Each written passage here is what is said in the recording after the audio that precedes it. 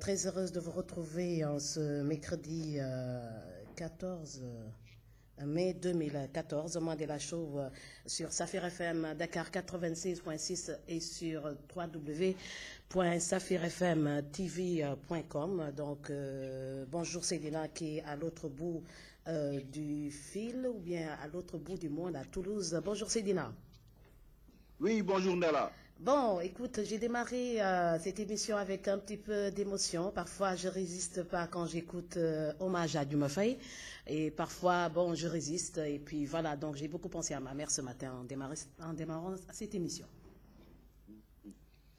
Donc, c'est vrai. Uh-huh. En plus, bientôt sera la fête des, la fête des mères. La fête des mères, je pense, aux États-Unis, c'était dimanche.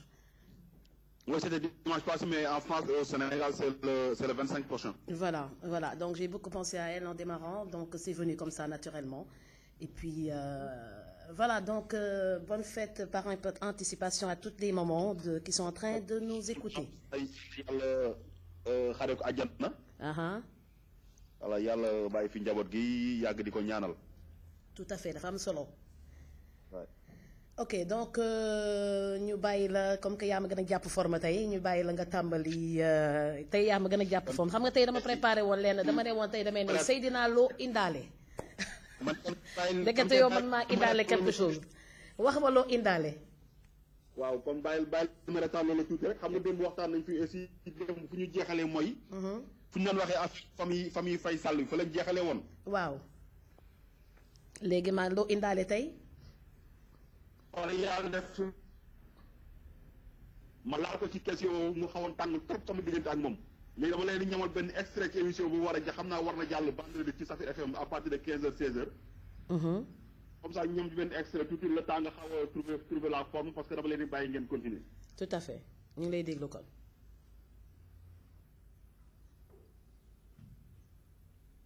yi nga xam dañ fi am tey du ma dégg si wax tey yaa ngi dégg Ablaye Wade famille am dañ wax naan moo ko yëpp famille am la garaan teg si loxoom mais tey dégg nga ñu naan tey la famille Faye Sall ñi naan Timbo Gassama tey ba tey dégguñu Jean Paul Dia fu mu taxawee dénoncé cas yu mel noonu Adama Faye Berk Demba Ndiaye moom Mimi Touré Mansour Faye Alioune Sall ci Guédiawaye yooyu yëpp tey yow dénoncé woo ko dafa mel ni tey yow léegi wax da lay xaw a métti.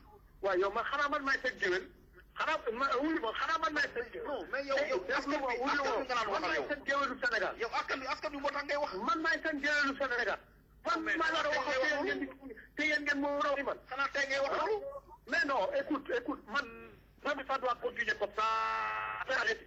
dama ne une fois de plus su ma wooyee ma nangu wax ak yow c'est pour parler de choses yoo xam ne intéressé na Sénégalais. mais loolu dafa intéressé Sénégalais ay ñii dañuy sàcc 20 millions par mois ñii seen famille Faye Sall yooyu franchement on ma ci intérêt du ma géwélu Sénégal du man maa war a wax lépp luy xew Sénégal du man rek maa fi parti politique te wax nga ko sànq.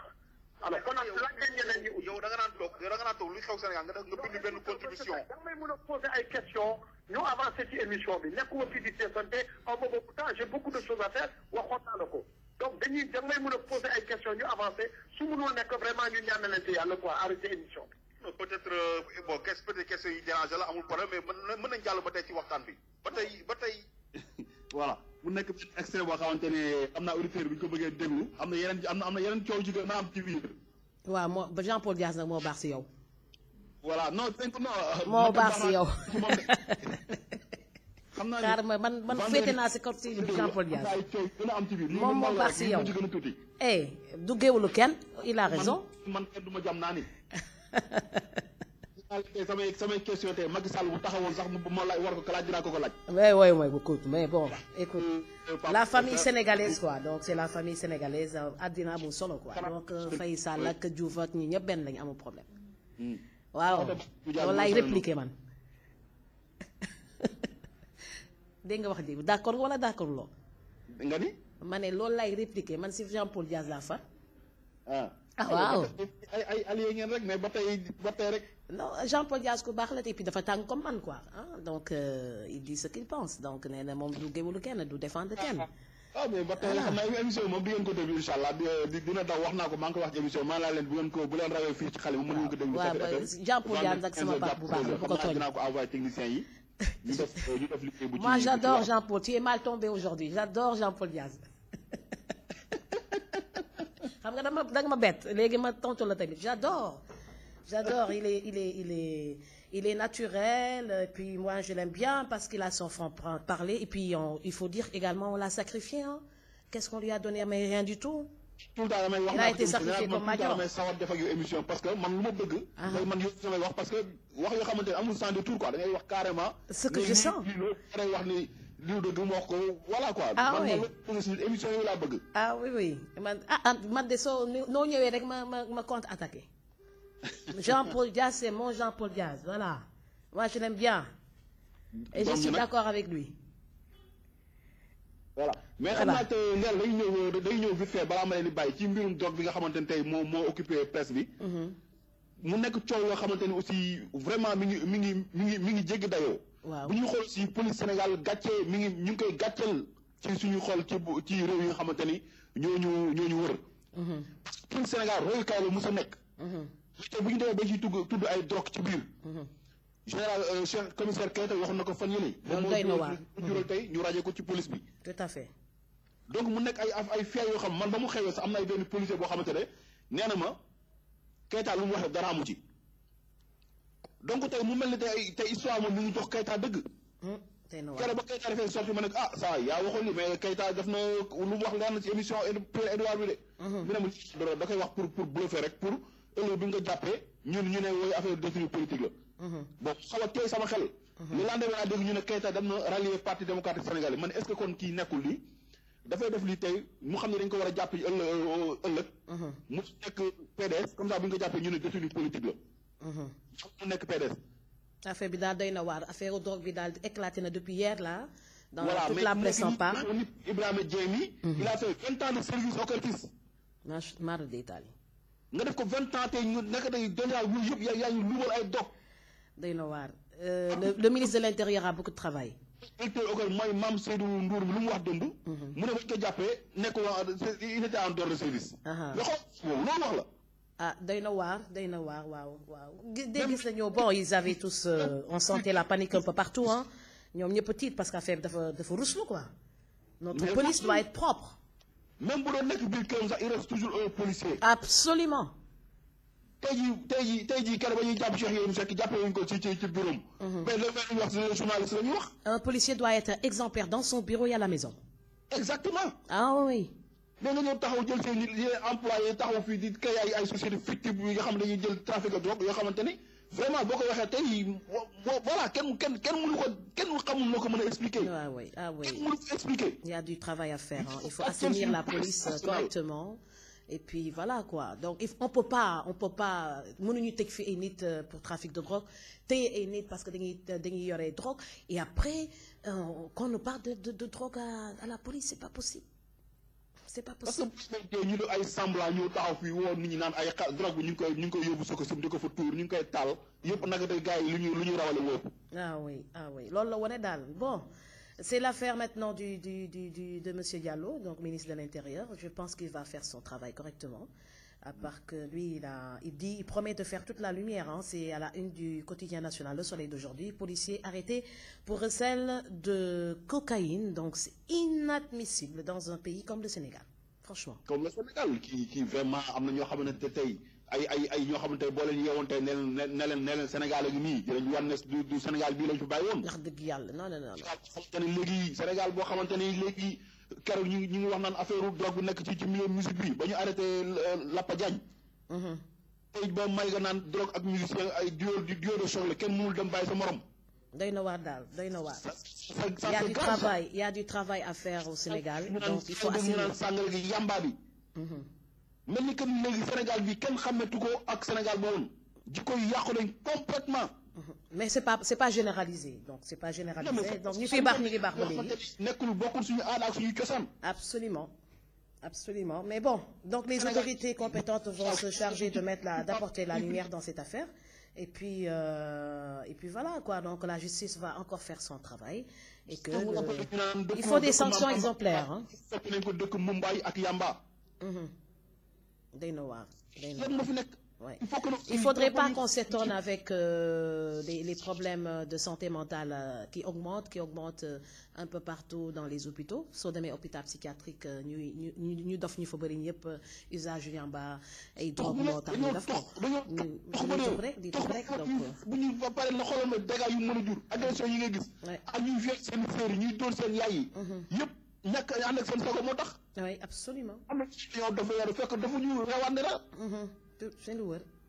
il est temps nag tey jii ñuy xool suñu médecin psychiatre ñu jël ñu invité ci ay émission ñu jéem a wax ñu conscientiser nit ñi xool yi fu mu mën a yóbbu askan wi ëllëg. waay waay. médecin yi ñu jëm ci na médecin di dem ci émission rajo tout le temps dama koy wax nañu yee nit ñi. ci conséquences yu mu mën a jur ëllëg ci réew mi. surtout ci côté insécurité bi. ak nu mu mën a influencer jeunes yi. drogue bi moom il mel noonu encore une fois. waay xam naa émission bi tey waroon na gën a tàng mais dama leen libéré bàyyi leen ngeen continuer ko. waaw kon comme bomb nga première partie bi kon ñu yeewi la. voilà. moom yee nga ma moom complètement. waaw ça a démarré lentement mais bon actuellement je suis complètement réveillée. Et puis bonne journée à vous. Allez, merci à vous. À bientôt. À demain. Merci Seydina depuis la France. Donc un clin d'œil à nos auditeurs de Safir FM, Sali Portugal, qui sont en train de nous écouter là-bas. Donc avec l'équipe, bonjour à Madou, Fatissé, Sidibé et toute l'équipe qui est là-bas sur place. Un clin d'œil également à l'équipe de Mbaké, Kadior et de Touba. À la une maintenant du quotidien national Le Soleil, hausse de 4% de la production en mars. Dakar, Fatick, Kaolack, Saint-Louis, Dagana, ces villes à enjeu national pour un scrutin local. Salon africain de la recherche et des innovations. La recherche sera un élément moteur du PSE selon Marie Tounian. Une cité du savoir sera irriguée à Diamniadio. Liste de Touba, Serigne Cheikh Thioro Mbacké appelle les disciples à la sérénité. Communauté rurale de Kumbakara, les jeunes se balancent dans la fabrication de matériel agricole. Et Dakar 2014, l'Algérie investit la scène africaine. Au Nigeria, les autorités prêtes à dialoguer avec Boko Haram pour libérer les otages. Maître Wade aménage sa tombe à Kébémer, un cimetière municipal de sa ville natale. Donc l'article est à lire à la page 7 du quotidien L'Observateur, qui nous parle également de Macky Sall, au responsable de la paix. Il y aura un chamboulement intégral de l'État. Une reconfiguration du parti sera opérée. Arrestation du policier de l'Ortis pour détention de cocaïne. L'histoire de Ibrahim Adjan, bourreau des caïds, trafiquant de drogue présumé. Walfadjri nous parle de la polémique autour de la parité. Le ministre de l'Intérieur valide la liste de Khalif. Une nouvelle affaire de drogue dans la police. Le patron de l'Ortis s'en lave les mains et pris de la baguette de pain. Les dessous d'une baisse. Parité intégrale, généralisation des bourses. L'héritage empoisonné de Ouad. Sud Quotidien nous parle du professeur Abdou-Salam Sall, président du comité de pilotage des assises de l'éducation. Le sort de nos résultats dépend de la pertinence de nos propositions. Validation de la liste de Benno Bokk Yakaar de Touba. Abdoulaye Diallo vote non parité pour Touba. Le Populaire nous parle de 3000 tonnes de sucre importé déversées sur le marché et le Premier ministre, toute griffe dehors. Maître Wade menace le jour, mais la nuit, il supplie. On lui conseille de choisir de bons avocats pour son fils. Monsieur Seck devrait éviter de faire référence au chantier de Thiès parce que ça s'est terminé à Rebeuss. Il a le droit de critiquer, mais pas une critique de bonne borne fontaine. Nouveau scandale de drogue dans la police. L'agent de l'Ortis épinglé n'en est pas à son premier coup. Depuis plus de 2 ans, les gendarmes filaient Ibrahim Adjan, la petite amie, le complice du policier également arrêté. 3 parmi les agents affectés après les révélations du commissaire Keita réintégré à l'Ortis hier soir. Abdoulaye Daouda Diallo, ministre de l'Intérieur, il ne saurait y avoir de protection de qui que ce soit. Un trafiquant international épinglé, plus d'1 tonne de sucre saisi à Pout. L'Observateur nous parle de manœuvre politique quand Idi réunit Pape Diop, Cheikh Bamba Dièye et Khalifa Sall chez lui. Audience à Fann, Wade face à ses députés hier, absence remarquée de Iba Der Thiam et Ousmane Ngom, et avant-goût du procès du fils de Wade, Face-to-face Karim Abdoulaye Ndao, le 22 mai au tribunal. La plainte est liée au compte bancaire de Singapour. Karim Wade sera-t-il extrait de sa cellule pour assister à l'audience?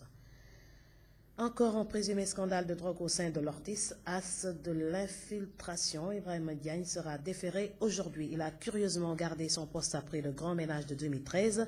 Abdoulaye Daouda Diallo ne protégera aucune brebis galeuse. Et le sucre également, qui a quelques soucis au Sénégal, autorisation tous azimuts des importations de sucre. La CSS risque des pertes énormes, 55 000 tonnes de sucre en souffrance à Richard Toll. Énorme déficit pour le trésor public, le ministre du Commerce indexé. Le quotidien nous parle des autorités qui banalisent l'arrestation d'Ibrahima Tchan, la boulette de la police. Le directeur de l'Ortis, il l'a fait en dehors des heures de service. Le ministre de l'Intérieur, c'est un agent véreux. Il ne saurait y avoir de brebis galeuses, des réquisitions envoyées aux opérateurs de téléphone. Enquête nous parle de la bataille de leadership dans l'opposition. Wadidi, l'autre griffe, guerre. Mamles Camara en matière de communication politique, il sait qu'il ne peut battre Wad. Baisse du prix de la farine, la baguette de pain de 175 à 150 francs et double meurtre de Podor, le commandant de brigade nie avoir tiré sur la foule. Accord de pêche Sénégal, Union européenne, le GAIPES dénonce une contrepartie financière humiliante. Et à propos de trafic de drogue, 1270 kg de yamba saisis en provenance du Mali. La tribune nous parle également de l'affaire de la drogue, encore une affaire de drogue qui secoue la police. Et si le commissaire Keïta avait raison, le chef de l'Ortis réagit, il s'agit d'un cas isolé. Serigne Abdou Mbacké Bara Dolly dément, je ne suis jamais opposé à la liste de Khalif. Et Ibrahima Sène sur les menaces. Wade compte sur des fidèles placés dans les rangs des forces armées. Et Babacar Gueye qui fait la leçon aux jeunes lors du vote de la loi Ezzan, qui était le premier ministre qui a tout élaboré. Dr Souleymane Astou Diagne du FSD Belgique, Bamba Dièye soit ministre ou pas, ça ne change rien. Et un accident au nord du Mali. 5 soldats accidents. 5 soldats sénégalais se blessent à Kidal. Local à Touba, la liste du Khalif passe tout haut. Libération nous parle de l'histoire de Ibrahima Dian, policier et trafiquant de drogue. Un film ligné, grand dealer. Il était au cœur de toutes les grandes opérations. Raquettés, les trafiquants avaient recruté 2 trafiquantes et faisaient tourner une usine où la drogue était coupée et mise en sachet. Nom de Dieu.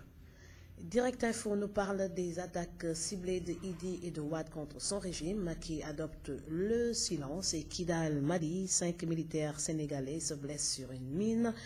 Babacar Gueye sur l'acte 3, Macky doit réfléchir avant les locales. Et contre Malick Niang le 1er juin, Ama Baldé face à la peur du chaos. La police en vedette de la drogue, 1 tonne 10 saisie à Pout. 300 kg à Rufisque, un flic trafiquant, l'Ortis s'en lave les mains et Abdoulaye Diallo, les conséquences seront tirées.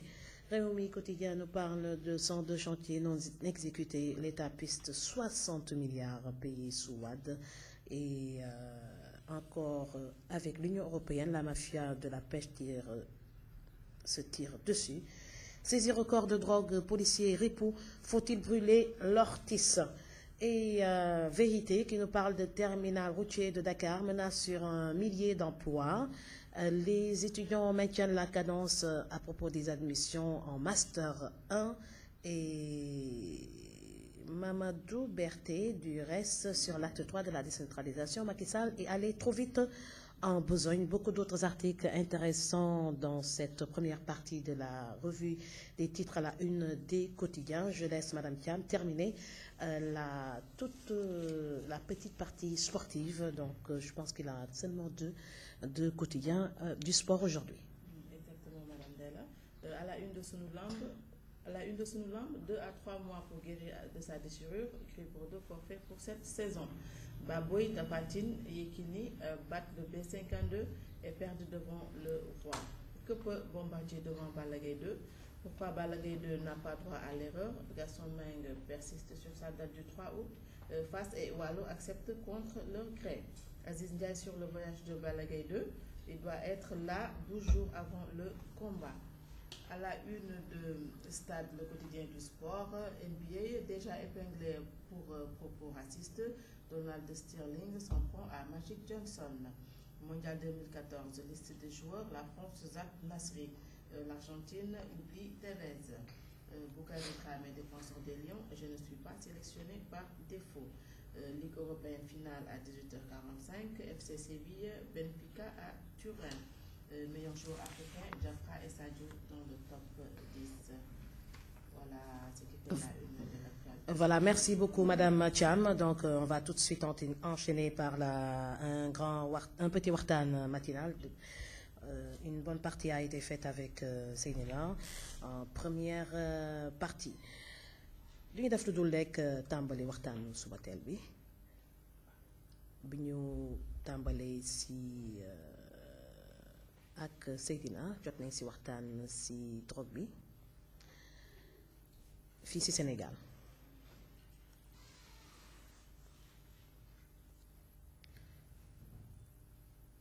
ëtt yéenekaay bi ñuy wax Le Quotidien moo tàmbali démb joxe nouvelle bi wax que Ortis bi yëngatuwaat na ci affaire drogue démb toute la journée pratiquement toute la presse dafa revenir at ci affaire drogue dans la police sénégalaise mu nekk lu xaw a doy waar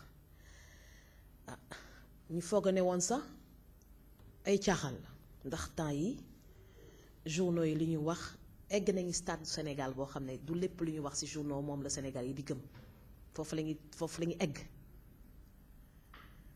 waaye nag conférence de presse su ci amee ba dëggal ko affaire yi nag mu bugg nag doy waar ndax dafa am loo xam ne sénégalais yi dinañ ko nangu ak loo xam ne duñ ko nangu parce que man sama démb par hasard rek laa ci tombé ci journal télévisé et je vois un policier apparemment qui parle et qui confirme qu'effectivement il y a un problème de trafic de drogue et que c'est fait en dehors des heures de service. Mais on se prend pour qui maintenant dans ce pays? léegi nag loolu la ñu bëgg nag dugal ci bopp nit yi mais c'est une faute extrêmement gravissime qu'il faut punir au plus haut niveau parce que c'est pas possible qu'on nous confirme dans des conférences de presse qu'il y a effectivement des problèmes de drogue dans la police. Ça c'est extrêmement grave. Nu ñu jàppalee xalif bi ci liste Touba ba am ci ndam ba le ministre de l'Intérieur valider la liste du xalif noonu la ñuy dénoncer au plus fort l'acte bi nga xam ne mi ngi am ci biir police mu nekk benn affaire boo xam dañ ko bëgg a banaliser fii Sénégal te dañ ko du nangu tey duñ ko nangu ëllëg wax ji mooy il faut des sanctions exemplaires. On ne peut pas passer toute la journée non à la drogue, non à la drogue, qu'il y ait des services qui s'occupent du non à la drogue et qu'on veuille nous banaliser les agissements confirmés. Parce que dans une affaire, tant qu'il n'y a pas de jugement de Guinée, la personne a une présomption d'innocence. Mais jugement amagu ñu ne affaire bi am na waaye bu ko kooku rek bu mu koy def du woon ci bureau mais ci këram la ko def walla ci kër bu mu luwee ñu ne ku ko wax ñu ne une personne assermentée moo ko wax et ça pose problème dans ce pays. Donc le président de la République nag war na nag secouer la République. Là, qu'est-ce qu'on entend? Observateur nee nañu le président Macky Sall au responsable de l'APR. Il y aura un chamboulement intégral de l'État. Une reconfiguration du parti sera opérée. Loolu de la ñuy xaar ci président Macky Sall yàgg nañ ko di yuuxu depuis longtemps. Il faut impérativement un chamboulement propre avec des gens propres. Parce que c'est pas bien qu'on nous parle. Actuellement, la presse est tellement plurielle.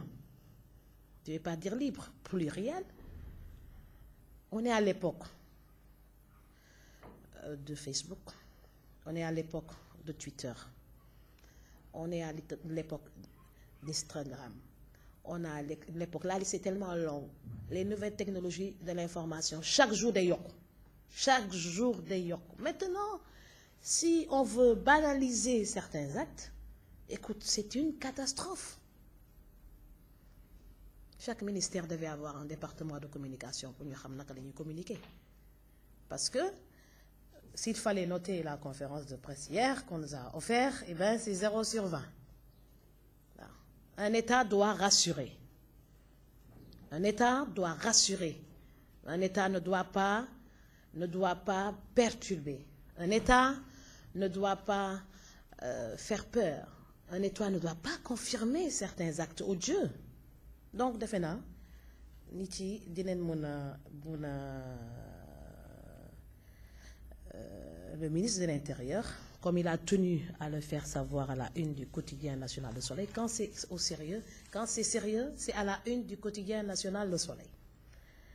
Eh bien, il promet de faire toute la lumière sur l'affaire du recel de cocaïne. Recel de cocaïne mooy lan nangu ko ci trafiquant de drogue après jaayaat ko loolu dafa graaw xam nga yàgg nañu di wax ci suuf que drogue bi ñuy lakk di ko wane ci télé bi lu ci bëri dañ koy rawale loolu yàgg nañ ko di wax léegi nag ñoom seen bopp ñoo ñu ko bëgg a confirmer maintenant et puis ça c'est extrêmement grave waruñu ñu won que ñu ngi lakk drogue yi après ñu ñuy won que ñii lakk am na ci ay agent ñoo xam ne dañuy lakk une partie après delluwaat ko ci askan wi bu ñu étonné wu nag su fekkee hôpital Fann hôpital Thiaroye structure yi nga xam ne ñu ngi régler problème mu santé mentale chaque jour ñu am ay maladies supplémentaires te lenn warulu ko lu dul tux utiliser drogue yamba cocaïne ak et cetera Sénégal bi nag xam nga fii lañuy chaque jour daal mu am benn bombe bu génn chaque jour mu am benn bombe bu génn buy wane que ñi ñu confier organisation Sénégal ñi ngi sàggan ba lu bari di leen di rëcc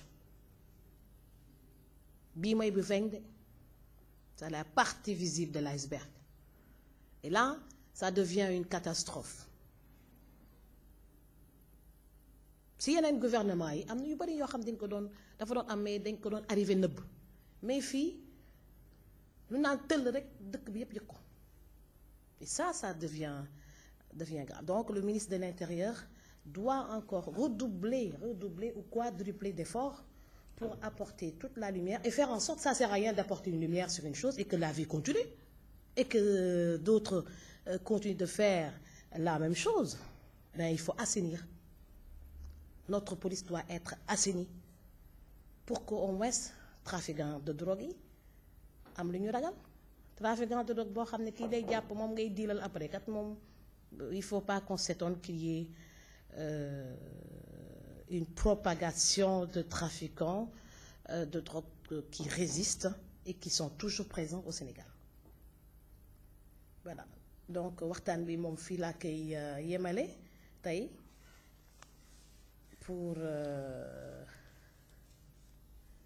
permettre à ceux qui m'écoutent et au ministre de l'Intérieur de mettre de l'ordre dans son département pour qu'il n'y ait plus ces cas isolés qu'on veuille banaliser.